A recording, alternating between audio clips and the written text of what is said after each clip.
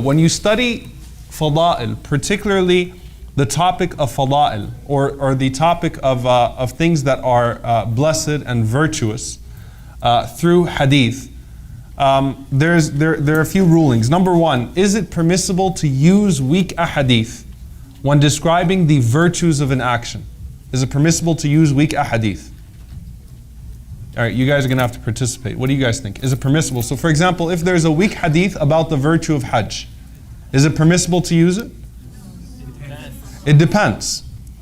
As long as there are two conditions. Number one, it's not extremely weak. So it's not fabricated. It doesn't fall into the category of mawdu' or munkar, something that is baseless or fabricated, or la'if jiddan, extremely weak. So that's number one, that it's a slightly weak hadith. And slightly weak would mean that there's a missing chain, but the narrators are still trustworthy. Other than that, maybe that one chain, that there's a slight weakness to it. And even if there is not such a small weakness to it, it's just still not an extremely weak hadith. That's number one. So the sanad of it, the chain of it, is not extremely weak.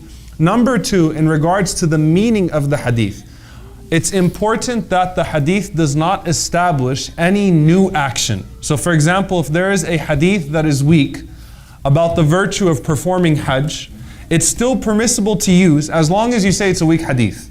So you'll find in the books of tazkiyah, the books of spirituality, they'll do that about Hajj, about Ramadan, about anything.